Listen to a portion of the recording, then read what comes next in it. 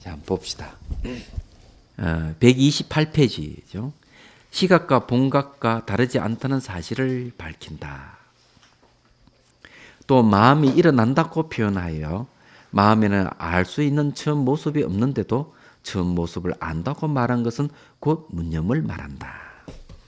여기 이제 구경각이 여기 이제 잘 알다시피 요 불지 여기 이 팔지부터 해가지고 불지까지 요 구경각입니다. 구경각을 이제 배대로 칩니다. 구경각 불지 이러면은 이제 구경각인데 요 구경각을 이렇게 표현했습니다.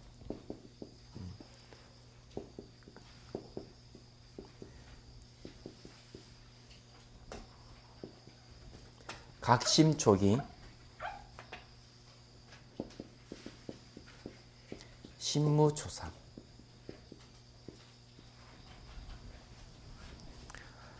마음이 처음 일어나는 걸 내가 다 깨달으니까 마음에는 처음 모습이 없더라. 여기 구경각의 내용입니다.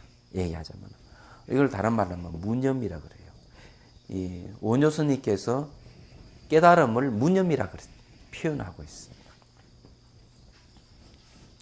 내가 처음 마음이 일어나는 걸 뺀다. 그게 뭔가 하면은 여기에 잘 알다시피 감각은 멸의 단계입니다.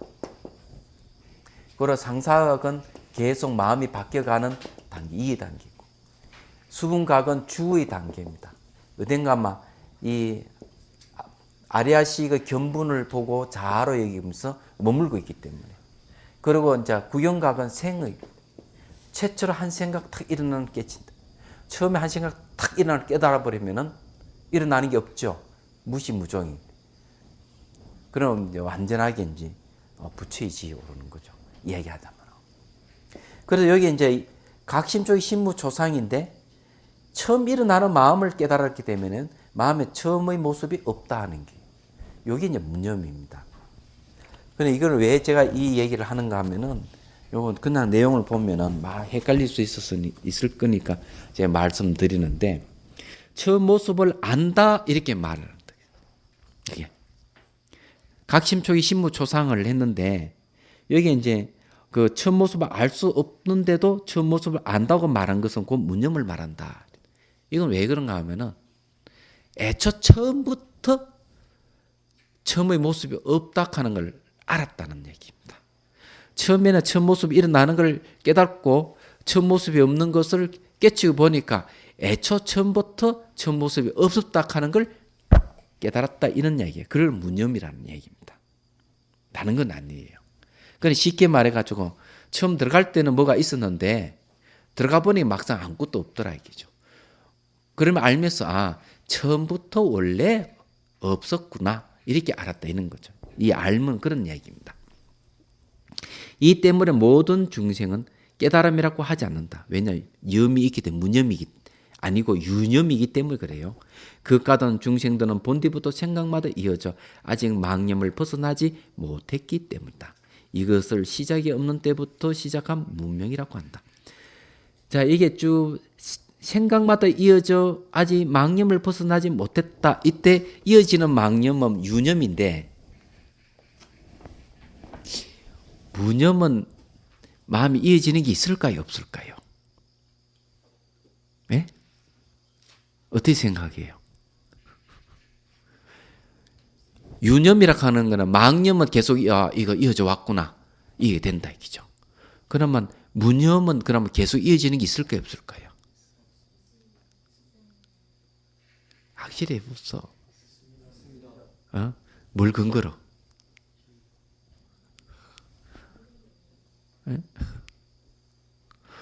이게 참 중요하거든요.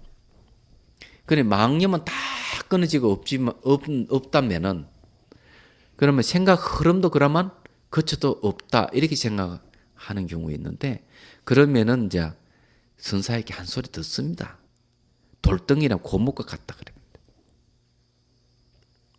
무념도 마음이 쭉 이어집니다. 그 무관심입니다. 사이가 없는 마음이 쭉 이어져요. 다만 망념이 끊어져 없을 뿐이에요. 마음의 흐름이 끊어져 없는 게 아니에요. 그런데 그걸 무념이라고 하는 것은 뭔가 하면은 의식이 깨있는 의식이 지속적으로 흘러내려간다는 거죠. 그래서 대상에 머무르지 않습니다. 어떤 대상에도 머물지 않는 거예요. 마음을 내긴 내는데도 대상이 집착하는 게 전혀 없어요. 그래서 무념을 육조 단경에서 뭐라고 표현하는가 하면은 두 가지 분별이 없는 것, 두 가지 모습이 없는 것, 두 가지 모습이 없는 걸 무라 그러고 대상을 분별하는 걸 염이라 그럽니다. 붙인 무념입니다. 이 말은 뭔가 하면 도인들은 옳고 그름을 따지고 그 모습은 다 하는데 마음 내용은 두 가지 모습이 없어요. 그게 무념이에요. 집착 안 한다는 거죠. 대상이 머물지 않습니다. 기본적으로. 그래서 육조 스님 하는 생각이 끊어져 없는 걸 갖다가 무념이라 그러면 안 된다고 육조 단계에서 얘기를 합니다. 그래서 여기서 망념이 이어져 가는 것, 이 망념을 끊어버려야 됩니다. 그래서 지금 자성청정심은 끊임없이 흘러가는 거예요. 얘기하자면. 이거는 망념이 흐르는 거하고는 성격이 다른 것이죠.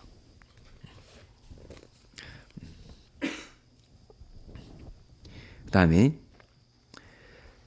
그 까닭은 중생들은 본디부터 생음하다 이었죠. 아직 망념을 벗어나지 못했기 때문이다. 이것을 시작이 없는 때로부터 시작된 무명이라고 한다. 망념이 처음부터 끝까지 계속 이어져 오니까 이걸 무명이라는 거예요. 무념을 얻은 자라면, 무념은 깨달음이라 그랬어요. 각을 얻는 자라면 마음의 모습이 생겨나고 머무르고 바뀌고 사라지는 것을 아니, 그걸 다 안다 이거죠. 무념은 평등하기 때문이다. 자, 이 마음이 생겨나고 머무르고 바뀌고 사라지는 것, 생주이멸은 망념에 의해서 나타나요. 그런데 망념이 사라져버리니까 그건 무념이죠. 그래 평등하다 이렇게 얘기를 하는 겁니다. 이 포인트는 평등입니다. 평등하다가는 일어나고 사라짐이 없다 이런 얘기. 그게 진여의 모습이에요. 얘기하자면. 그러니까 이제 이 진여의 모습이 의식에서부터 나타나죠. 나타나지만은 결국 완전한 깨달음의 내용은 평등인 거죠. 그래서 금강경에서 뭐라 얘기하는가? 깨달음을 무상정등정가 위없고 바른 깨달음이라는 것을 표현을 이렇게 고화가 없어 평등한 것을 완전한 깨달음이다. 이렇게 표현하거든요. 고화가 없는 평등. 이 깨달음 내용이에요. 돈의 입도 연문론에서는 그러면 깨달음을 어떻게 표현합니까? 거기는 돈자는 돈재망념이요. 오자는 오무소득이다. 이렇게 나와 있죠.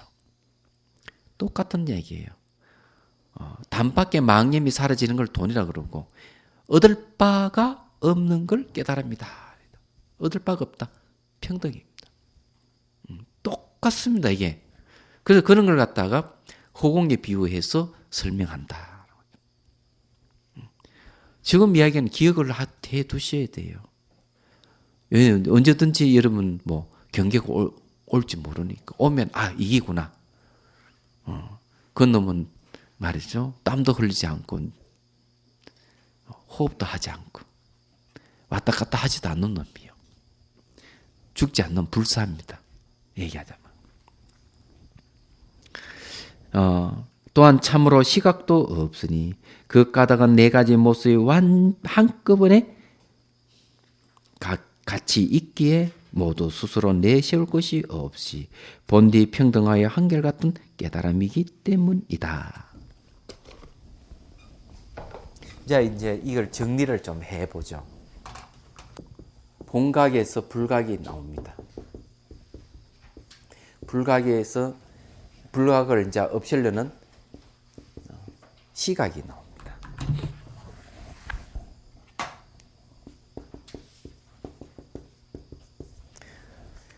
자, 이 본각에서 불각이 튀어나온 걸, 이 불각을 없애려는 작용이 시각이에요. 시각은 본각이 갖고 있는 법력 훈습이 나타난 겁니다. 훈습이라고 영향을 주는, 법의 힘이 영향을 주는 놈이 나타나가지고, 그게 시각이에요. 그래가지고 불각을 없앱니다. 이 불각을 없애는 단계가 알다시피 범부각, 우리가 이제 금방 배운 이제 상사가, 수분가, 이제 구경가. 그래서 구경각에 이르게 되면은 시각이 본각하고 동일하다 하는 걸 알게 되는 거예요. 이게 표가 이렇게 되는 겁니다. 근데 요거 딱 보면은 뭐가 의문 나는 점이 뭐 하나 안 생깁니까? 본래 깨 있는 자리에서 왜 불각이 생기고, 불각이라고 하는 문명이 밟지 못한 마음인데 이놈이 왜 생기고, 그 다음에 이놈을 타파하는 시각이 왜 생겼느냐 이기지.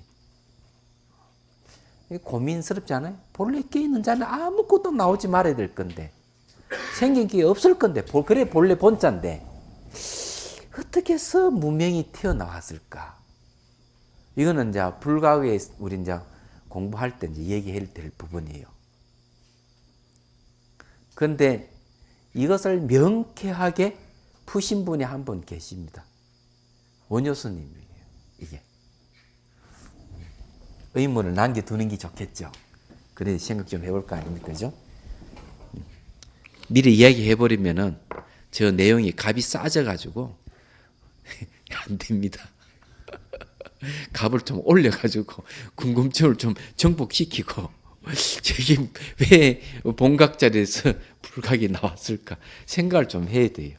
하고 이 강의를 들으면 아 그렇구나 하는 게 명확해지죠.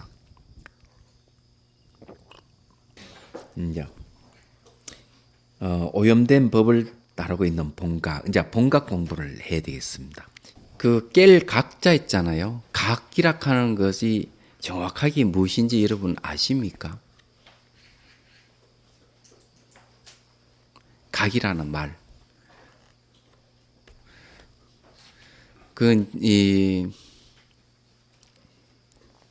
그냥 말로서 그냥 말씀드리죠. 우리가 사물을 안다. 사물을 아는데도 두 가지가 있어요. 하나는 지식으로 아느냐, 지혜로 아느냐. 지식으로 아는 것은 그 모습만 아는 거예요. 그리고 속에 실체 없고 자아가 없음을 지식으로 안다 하더라도 그것은 깨뚫어서 아는 건 아니에요. 얘기하자면. 근데 지혜로서 아는 것은 깨뚫어서 아는 겁니다. 그래서 깨뚫어서 알 뿐만 아니라 실제로 사물 보듯이 비에 있는 걸 볼 수 있습니다. 얘기하자면. 그러면 깰 각은 뭐냐는 거죠. 우리는 그 각이라고 했을 때 그거는 다른 게 아니고 바로 알물 얘기합니다. 지식으로 아는 것도 알미고 지혜로 아는 것도 알미인데 깰 각조 알미예요. 안다 하는 겁니다. 좀 더 이제 얘기를 하자면은 우리는 깨달음을 갖다 그걸 표현할 때 정변지라 그래요. 바르게 두루 아는 알. 이걸 바로 정각을 그렇게 표현합니다. 왜 알지자가 들어가지고 그것도. 그런데 이제 조금 더 이제 깊이 들어가 보면 이제 뭐가 있는가 하면은 우리가 살고 있는 이 세계는 전부 다 알무로 이루어진 세계예요. 그걸 연기라 그럽니다. 그래서 깨달음이라 하는 것이 새삼스럽게 깨닫는 건 없습니다. 원래 우리가 살아있는 이 세계가, 살아가고 있는 이 세계 자체가 본래 깨달음의 세계예요. 본래 깨달음의 세계니까 본각이라 그런 거예요. 본래 본자 깰 각자서. 깨달음의 세계라고 하는 전부 다 알무로 이루어져 있기 때문에 연기입니다. 관계성이에요. 그런데 알무로 이전 그 알의 본질은 특정한 게 없어요. 그래서 그걸 특별한 게 없기 때문에 공이라고 얘기하는 겁니다. 그게 본각이에요. 그래서 이제 흔히 수행해서 내가 깨달았다 이지만은 깨달고 보니까 깨달을 것이 없더라. 그게 무각이에요. 수행해 보니까 수행할 것이 본래 없었구나. 무수고. 정덕을 해 보니까 정덕할 게 본래 없었구나. 무정이에요. 무수하고 무정은 조금 다릅니다. 증명할 정자 쓴다 하는 것은 단계 밟아서 깨달았다는 뜻이 들어가 있습니다. 그게. 몸으로 체득했다는 뜻이 있어요. 정자를 쓸 때는. 그런데 이제 결국 깨쳐보니까 깨달을 거 없어서 무각이다. 그래 강주에 가면은 무각사가라는 절이 있잖아요. 그거예요. 그래서 새삼스럽게 뭐 깨닫는 건 아니라는 사실을 알아야 돼요. 본래 깨달아져 있는 세계를 깨달을 뿐이에요. 알고 보면은. 이 본각을 우리가 얘기할 때는 그런 거고. 본각하면은 또 다른 의미가 또 하나 더 있습니다. 충무에 가면 유명한 게 있죠.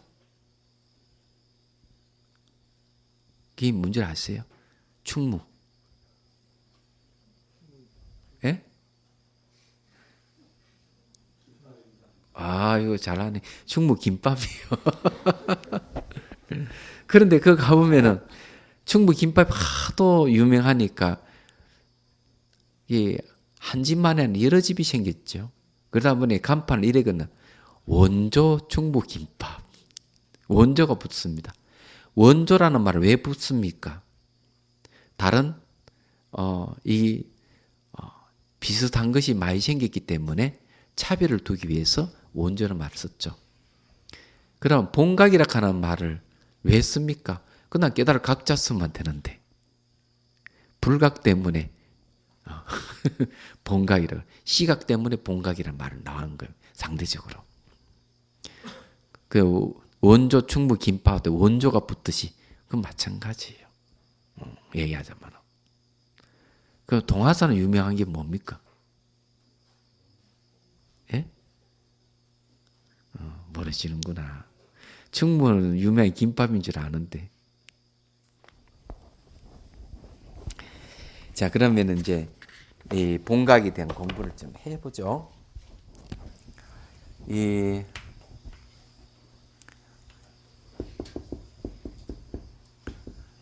각에는 두 가지가 있다 그랬죠. 시가 있고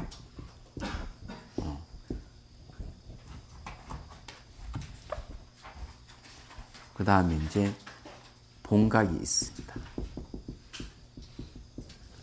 시각은 네 개라 했죠. 범부각, 상사각, 수분각, 그 다음에 구경각. 이렇게 네 가지가 있는데 본각에는 몇 개가 있느냐? 본각이 두 개가 있습니다. 하나는 수염본각이라는 게 있어요.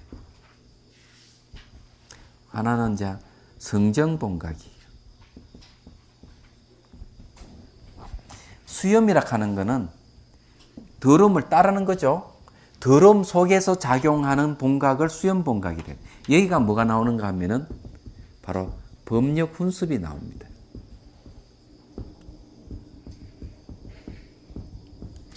성정본각에는 이제 그 네 가지가 있어요. 여기에 또 법력 훈습 말고도 지정상도 있긴 있습니다. 지정상.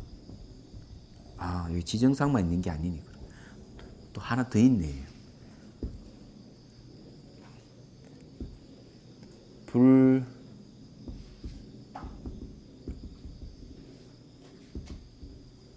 불사의 업상이 있군요.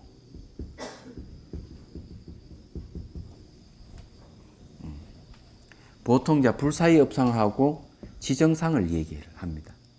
이제 법력 훈습이 이제 여기 등장하는 거, 요 이제 관계에서 가지고 얘기하고 선정본각이 네 가지가 있습니다. 그거는 이제 아직 저까지 안 갔으니까 봅시다. 읽으면서 하나 이제 공부를 해보죠.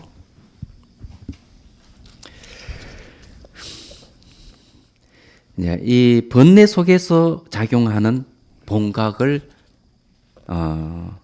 수염본각이라 그래요. 근데 번뇌를 없애가는 작용을 하는 거죠. 마치 뭐 같은 거 수청주와 같은 겁니다. 물이 아주 탁하고 이러면은 물을 맑히는 구슬을 탁 집어 넣으면은 물이 깨끗하게 맑아집니다. 그러니까 요즘 그런 걸 많이 쓰죠. 그 무슨 돌을 뭐 넣으면 물이 깨끗해진다는 하는 돌이 있죠. 그 들어보신 적 있습니까? 무슨 돌을 넣으면 물이 맑아진다. 근데 제가 그 다도 하시는 분에게 무쇠로 만든 구슬을 한 3개 얻어서 금지가 하는 거예요. 이걸 턱 주면서 선생님 이것을 커피 포트에 넣어 물을 끓여서 이 물로 차를 따르면 맛이 좋습니다. 이러는 거예요.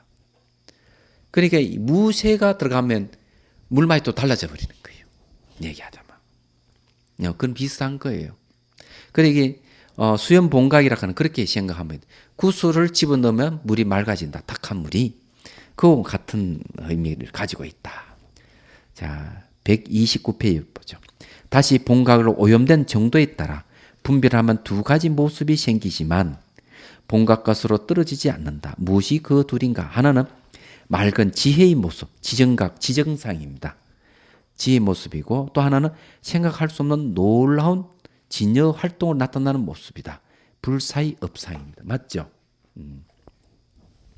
자, 맑은 지혜의 모습이란 법력 훈습에 따르고 여실하게 수행하여 온갖 방편을 다 갖추기에 합식을 깨뜨리고. 자, 이게 이제 나왔네요. 법력 훈습이라 하는 게 뭔가 했더니만 바로 지정상에서 나오는 거네요. 얘기하자면은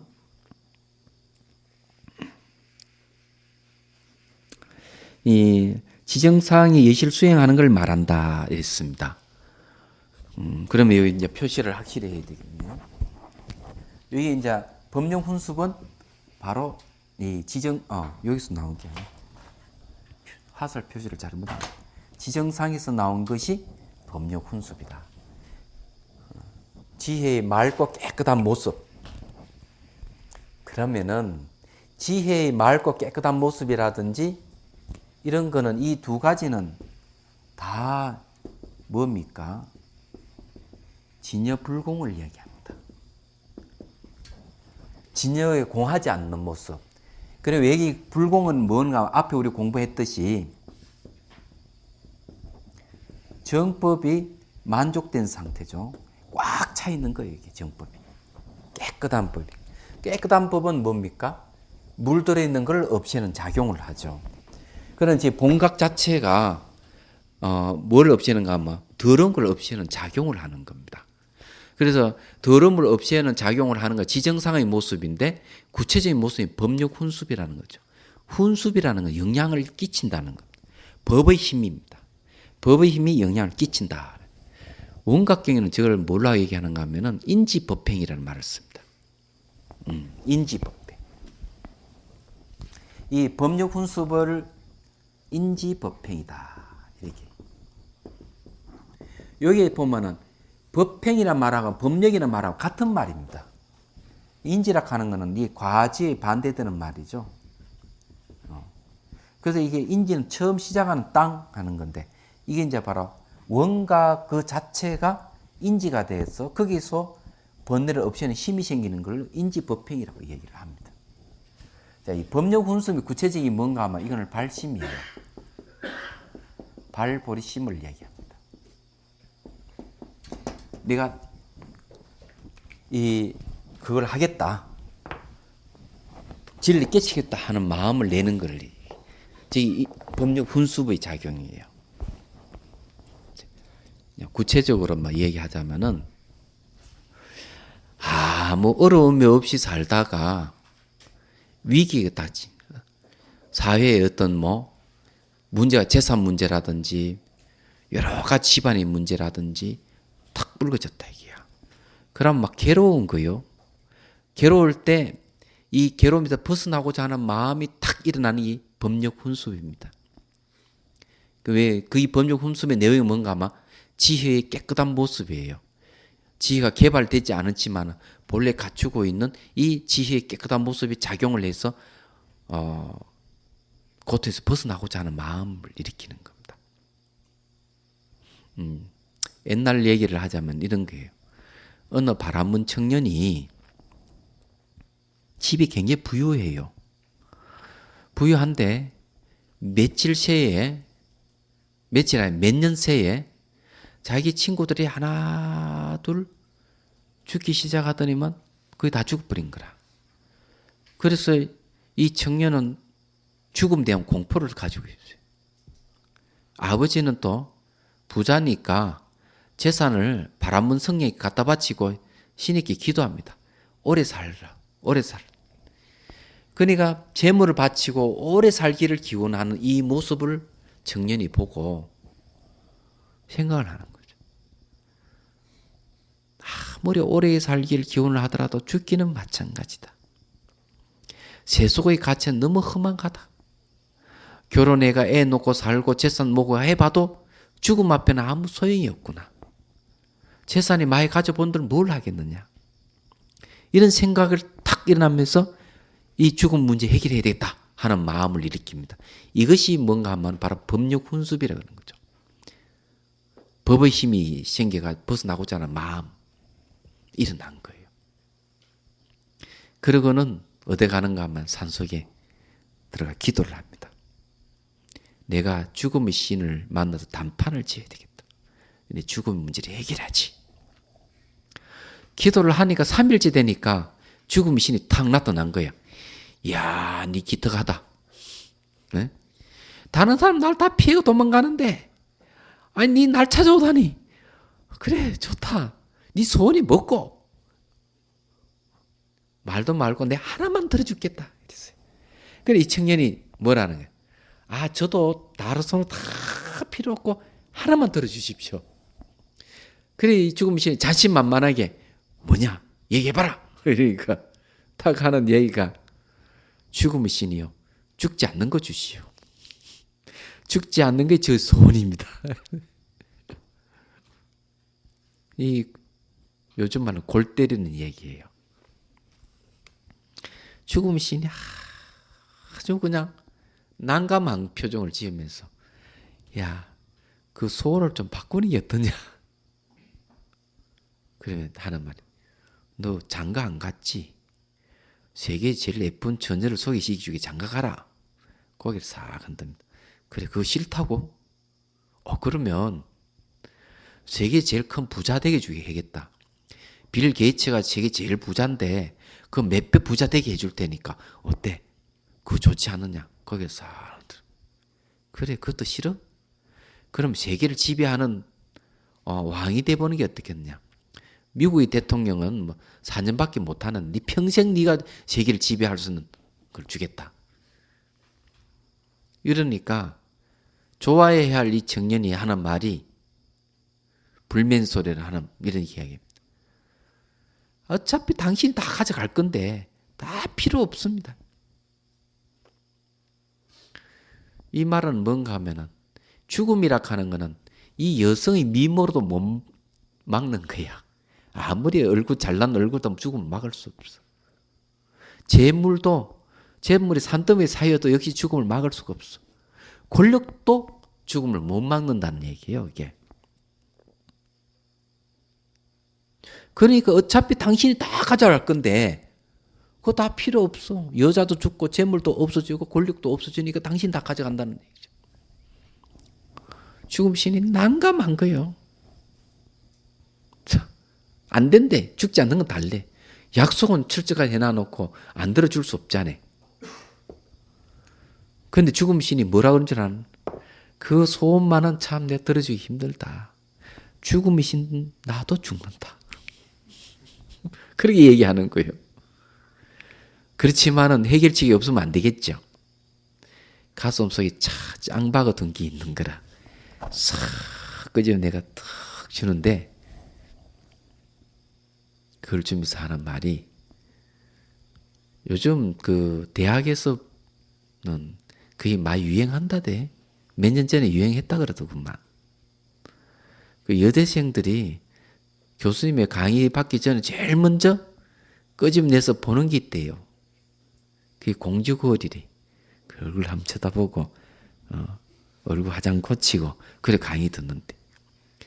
그런데 이 염라대왕인 죽음의 신도 똑같이 짱박 하나 둔 그거를 탁 주면서 야 이건 네 한 비춰봐라. 죽음의 신인 나도 죽는데 죽지 않는 건 길이 있다. 거울을 주면서 너 자신을 비춰봐라. 죽지 않는 건 거기 있다. 그래서 이 거울이에요. 거울로 대비쳐 볼 때 죽지 않는 것이 있다는 겁니다. 이게. 이때 거울을 대비쳐 보는 걸 관이라 그럽니다. 명상, 수행이에요. 죽지 않는 걸 찾을 수 있는 유일한 길이 수행입니다.